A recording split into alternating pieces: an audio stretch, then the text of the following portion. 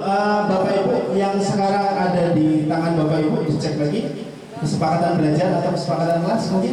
Oh, nggak ada. Karena gini Bapak Ibu ya, harapannya ini kami juga di guru penggerak ini berbagi Bapak Ibu.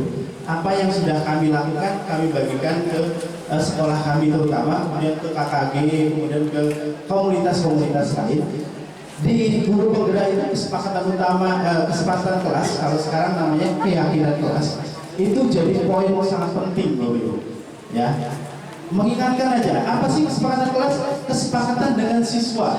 Kalau hari ini kita mau belajarnya dengan senang, dengan gembira, apa sih yang kita lakukan? Tanyakan ke siswa. Misalnya, oh ya Pak, yang tertib Pak. Kemudian ketika keluar kelas, izin dulu Pak. Iya kan? Bisa kan?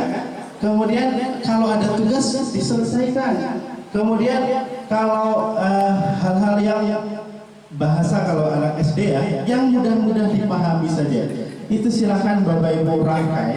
Kalau menurut saya penting ya Bapak Ibu. Karena apa? Ketika kesepakatan kelas dibuat bersama dengan siswa, itu akan menuntun pembelajaran kita itu kondusif ya, sampai dengan akhir pembelajaran, sampai dengan tujuan pembelajaran bisa tercapai ya.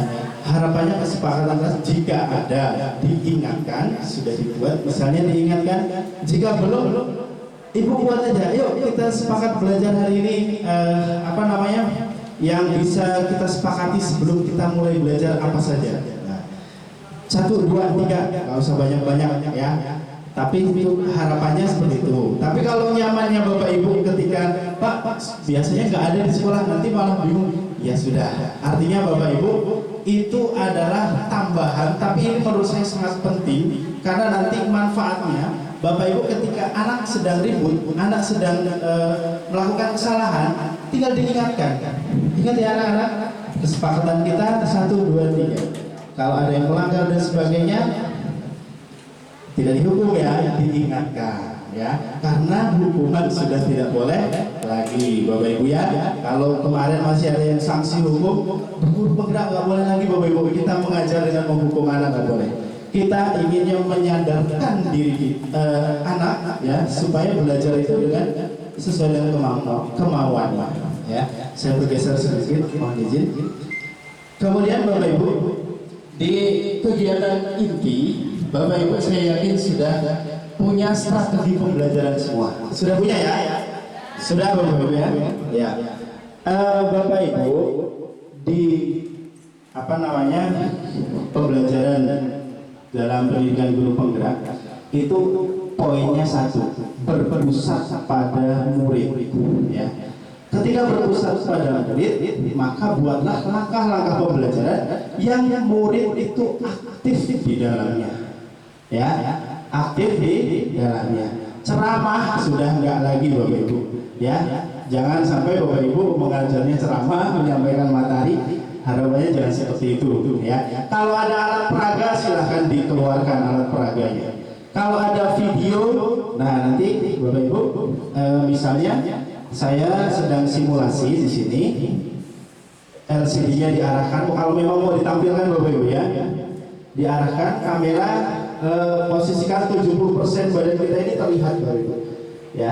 Kamera posisikan, kalau memang butuh bantuan minta tolong. Kalau memang ada alat yang bisa kamera itu fokus terus, silahkan aja. Kemudian 70% itu Bapak Ibu jangan sampai tidak terlihat. Kalau bisa tampilan yang ingin Bapak Ibu tampilkan slide-nya kalau memang ada terlihat jelas ya. Kalau memang ada alat peraga yang mungkin berbentuk benda yang bisa diangkat, digeser, tunjukkan Bapak Ibu ya, cara memakainya dan sebagainya, presentasi dan sebagainya. Saya ingat waktu itu Bapak Ibu saya simulasi mengajar tentang matematika ya. Saya ingat baru jaring-jaring rumus ya, bangun ruang kalau masalah itu. Saya buatkan karton Bapak Ibu sudah bentuk jaring-jaring, kemudian saya demonstrasikan untuk menjadi sebuah kubus, kemudian bangun yang lain dan sebagainya. Kemudian anak saya bagi kelompok, saya minta untuk mereka mencoba ya. apa namanya, menyusun ya, misalnya jari-jari ruang kubus itu seperti apa jadinya, kalau dibuka kubusnya jari-jarinya ada berapa, kemungkinan yang terjadi dan sebagainya. Kemudian Bapak Ibu, harapannya kalau memang ada satu, ini waktunya 10 menit ya untuk apa namanya, simulasi ya.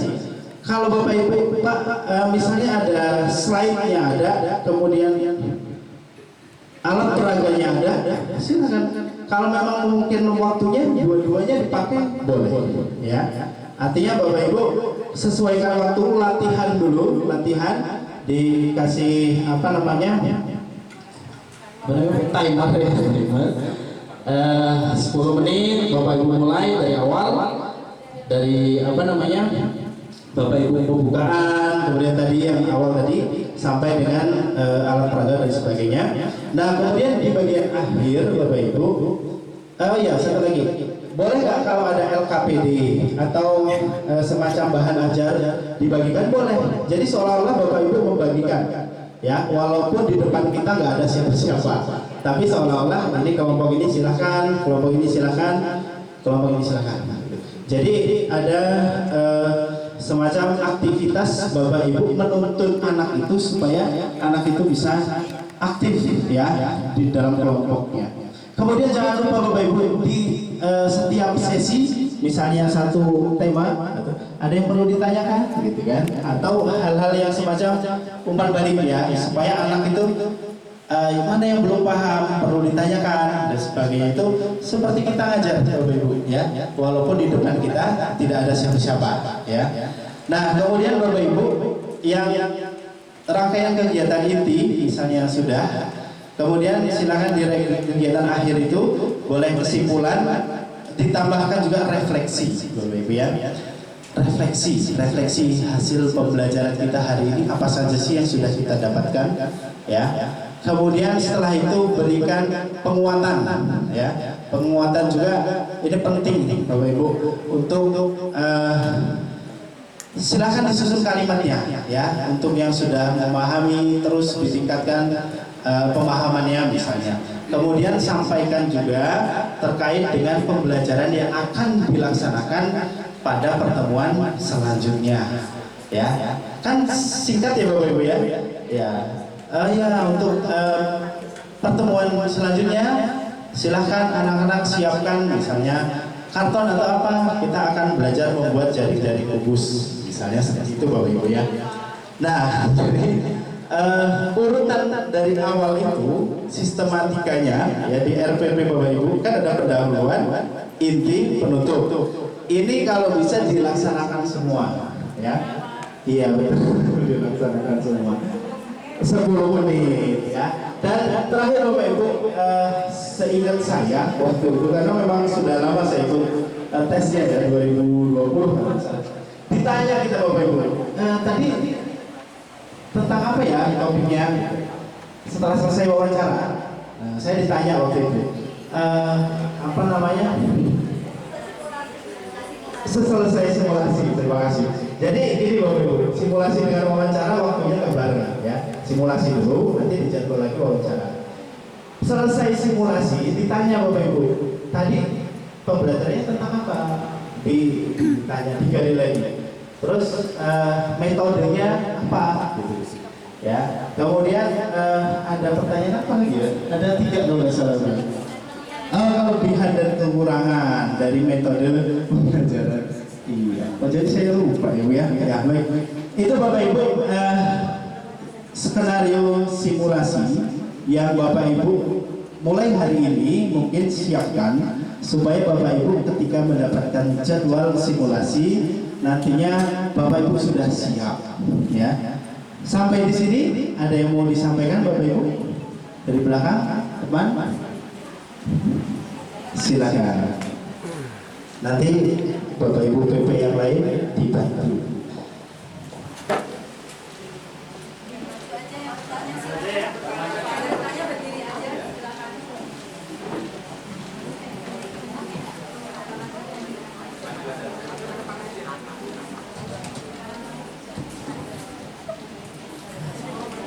Bismillahirrahmanirrahim. Assalamualaikum warahmatullahi wabarakatuh. Perkenalkan, saya Delva Fitri dari SD Negeri 1 Banjarmanis, Kecamatan Gisting. Kebetulan Bapak, saya dan guru, saya kebetulan kepala sekolah dan guru saya lulus dari SD 1 SD. Pak Rohman, yang ingin saya tanyakan, kemarin waktu saya mengikuti Zoom di tanggal 20 itu, dikatakan di dalam Zoom itu bahwa kita mengajar, simulasi mengajar itu adalah RPV yang kita upload waktu kemarin. Nah tadi